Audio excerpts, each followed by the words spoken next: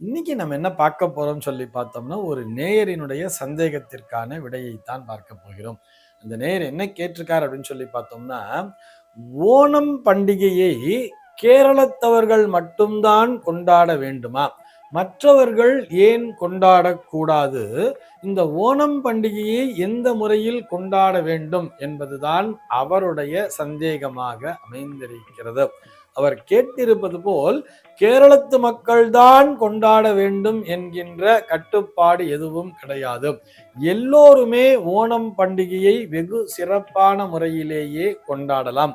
குறிப்பாக கேரளத்தவர்கள் ஏன் இத்தனை சிறப்பாக கொண்டாடுகிறார்கள் என்று சொன்னால், இது அவர்களுடைய புத்தாண்டாகவே பார்க்கப்படுகிறது. இந்த நாளிலிருந்து அவர்களுக்கு புத்தாண்டு என்பது துவங்குவது போல் நம்ம என்ன பண்றோம், சித்திரை 1 அப்படிங்கிறத நம்ம தமிழ் வருட பிறப்பாக கொண்டாடுவது போல் அவர்கள் இந்த ஓணம் பண்டிகையிலிருந்து அவர்களுக்குரிய ஆண்டு என்பது துவங்குவதாக அவர்கள் கொண்டாடுகிறார்கள். ஆனால் இதற்கு பின்னால் இருக்கக்கூடிய தாத்பரியம் என்ன அப்படின்னு சொல்லி பார்த்தோம்னா, மகாபலி சக்கரவர்த்தியானவர் தன்னுடைய மக்களை காண வருகின்ற நாளாகத்தான் இந்த நாளானது பார்க்கப்படுகிறது. அதைத்தான் ஓணம் பண்டிகை என்ற பெயரிலே இவர்கள் சிறப்பான முறையிலே கொண்டாடி வருகிறார்கள். மற்றவர்கள் ஏன் கொண்டாடக்கூடாதுன்னு சொன்னா, தாராளமாக எல்லோருமே ஓணம் பண்டிகையை வெகு சிறப்பான முறையிலேயே கொண்டாடலாம். இதிலே எந்த விதமான சந்தேகமுமே கிடையாது. நம்ம என்ன நினைக்கிறோம் சொன்னா, மகாபலி சக்கரவர்த்தி ஆட்சி பண்ண பகுதி அது கேரளம் மட்டும்தான் என்பது போல ஒரு தவறான கருத்தினை நம்முடைய மனதிலே பதிய வைத்திருக்கிறோம். அப்படி அல்ல. மகாபலி சக்கரவர்த்தி இந்த பூ உலகையே ஆண்டு வந்தார் என்றுதான் நமக்கு புராணங்கள் சொல்கின்றன. தேவபூமியாக அந்த பூமியானது கருதப்படுகிறது. தேவபூமி என்று கேரளம் கருதப்படுகிறது. அந்த இடத்திலே இதனை வெகு சிறப்பான முறையிலே கொண்டாடி வருகிறார்கள். இங்க மகாபலி சக்கரவர்த்தி இந்த பூ உலகையே ஆண்டு வந்தார்தான். தன்னுடைய மக்களை அவர் மீண்டும் காண வருகின்ற நாளாக இந்த நாளானது பார்க்கப்படுகிறது. நமக்கு ஓணம் பண்டிகைன்னு வந்தாலே இதற்கு பின்னால் இருக்கக்கூடிய தாத்பரியம் என்னங்கிறத புரிஞ்சுக்கணும். ஓணம்ங்கிறது எப்ப கொண்டாடப்படுறது? இந்த ஆவணி மாதத்திலே வரக்கூடிய திருவோணம் நட்சத்திர நாள் அன்று. இந்த ஓணம்னு சொன்னாலே அது ஸ்ரவணம் என்று சொல்லப்படக்கூடிய திருவோண நட்சத்திரத்தை குறிக்கும். இந்த மாதத்திற்கே ஸ்ராவண மாதம், ஆவணி என்கின்ற வார்த்தையே அந்த ஸ்ராவணம் என்பதிலிருந்து வந்ததுதான். ஆக இந்த ஆவணி மாதத்திலே வரக்கூடிய திருவோண நட்சத்திர நாள் அன்றுதான் இந்த பண்டிகையானது கொண்டாடப்படுகிறது. நமக்கு இதுக்கு மகாபலி சக்கரவர்த்தி என்று வரும்பொழுது அதில் பின்னால் இருக்கக்கூடிய புராண கதையும் நினைவிற்கு வந்துவிட வேண்டும் அல்லவா? மகாபலி சக்கரவர்த்தி அரக்க குலத்திலே பிறந்திருந்தாலும் கூட அவர் பிரகலாதனுடைய பேரன் அல்லவா? பிரகலாதன் விஷ்ணு பக்தியிலே சிறந்தவன்.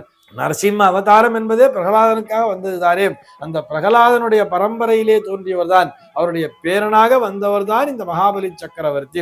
அவர் இந்த பூ உலகை ஆண்டு கொண்டிருக்கிறார். அப்படியே என்னென்ன பண்றான்னு பார்த்தோம்னா, நம்ம இந்திர பதவியை அடைய வேண்டும் என்று சொல்லி யாகங்களை செய்து கொண்டிருக்கிறார். அப்படி அவர் யாகத்தை செய்து முடித்து விட்டாரே ஆனால் அவர் இந்திர பதவியை அடைந்து விடுவார். அப்படி இந்திர பதவியை ஒரு அரக்கன் என்பது அடைந்து விட்டால் இந்த லோகத்திலே எதையும் கட்டுப்படுத்த முடியாதுங்கிறதுனால தர்மத்தை சம்ரட்சணம் பண்ண வேண்டும். அதே நேரத்தில் இவன் தன்னுடைய பக்தனாக இருக்கிறான், தன்னுடைய பக்தனையும் இவன் காப்பாற்ற வேண்டும் என்ற உயரிய நோக்கத்தோடு பெருமாள் என்ன பண்றான்னு பார்த்தோம்னா, வாமன அவதாரத்தை எடுத்து வருகிறார். அந்த வாமன ஜெயந்தி நாளாகவும் இந்த ஓணமானது பார்க்கப்படுகிறது. அந்த வாமன அவதாரத்தை எடுத்து குள்ள வடிவோடு சிறு பிள்ளையாக அழகாக ஒரு வாமனனாக ஒரு குடையை பிடித்து கொண்டு ஒரு அந்தன சிறுவனாக பெருமாளானவர் வருகிறார். அந்த இடத்திலே என்ன பண்றார்? அவர்கிட்ட தானத்தை கேட்கிறார். யாகம் செய்பவர்கள் தானம் என்று யார் வந்தாலும் அவர்கள் கேட்பதை தட்டாமல் கொடுத்து விட வேண்டும். இந்த அந்தன சிறுவன் என்ன தானத்தை கேட்கிறார்? எனக்கு 3 அடி மண் தானமாக வேண்டும் என்று கேட்கிறார். இந்த குழந்தை என்ன பெருசா அளந்துட போறதுன்னு சொல்லிட்டு அவரும் தானத்தை தந்து விடுகிறார் அல்லவா? தானம் தந்தேன் என்று தந்து விடுகிறார். அப்போ இவர் என்ன பண்றார்? இந்த குழந்தை விஸ்வரூபம் எடுத்து உலகளந்த பெருமாளாக மாறி ஒரு அடியால் மண்ணையும் மற்றொரு அடியால் விண்ணையும் அளந்துவிட்டு 3வது அடியை எங்கே வைத்து அளக்க வேண்டும் என்று கேட்கும் பொழுது தன்னுடைய தலையை வணங்கி என்னுடைய சிரசிலே வையுங்கள் சுவாமி என்று வணங்கி நிற்கிறார் அல்லவா? ஆக பெருமாளானவர் தன்னுடைய பாதங்களை அவருடைய தலையிலே வைக்கிறார். எவ்வளவு பெரிய பாக்கியம்! பெருமாள் அப்படின்னு சொன்னாலே சரணாகதின்னு சொல்லுவார். அந்த பெருமாளினுடைய பாதங்களில் எவர் ஒருவர் சரணடைகிறாரோ அவரை பெருமாள் முழுமையாக ரட்சிக்கிறார். அந்த பெருமாளினுடைய பாதங்களையே தன்னுடைய சிரசிலே தாங்கிக் கொண்டிருக்கின்ற அந்த மிகப்பெரிய பாக்கியத்தை பெற்று என்றும் சிரஞ்சீவியாக வாழ்ந்து கொண்டிருப்பவர் தான் மகாபலி சக்கரவர்த்தி. பெருமாள் என்ன பண்றார்? அவருடைய தலையிலே அவருடைய சிரசிலே தன்னுடைய பாதத்தினை வைத்து அவரை பாதாள லோகத்திற்கு தள்ளி பாதாள லோகத்தினுடைய அரசனாக அவரை மாற்றி விடுகிறார். அப்படி அந்த அரசன் என்ன பண்றான்? என்னுடைய மக்களை நான் வருடந்தோறும் காண வர வேண்டும் என்று சொல்லி இறைவனிடத்திலே வரத்தினை பெற்றுக்கொண்டு அவர் திரும்பி வந்து தன்னுடைய மக்களை பார்க்கின்ற நாள்தான் இந்த ஓணம் பண்டிகையாம். அவரை வரவேற்கின்ற விதமாகத்தான் வீட்டில் என்ன பண்ணிருப்பான்னு பார்த்தோம்னா, அத்தப்பூ கோலம் சொல்லிட்டு அந்த பூக்களாலேயே மலர்களாலேயே கோலங்களை நிரப்பி வைத்திருப்பார்கள். எல்லா விதமான அந்த பக்ஷணங்களை எல்லாம் செய்து நைவேத்தியம் செய்வார்கள். நைவேத்தியம் சென்று தன்னுடைய அந்த அரசனுக்கு இறைவனுடைய பிரதிநிதியாகவே பார்க்கக்கூடிய அந்த அரசனை வரவேற்கிறார்கள். எல்லோருக்கும் அந்த வீட்டிலே இருக்கக்கூடிய இனிப்புகளை பகிர்ந்து கொள்கிறார்கள். இப்படித்தான் அந்த பண்டிகையை கொண்டாட வேண்டும்.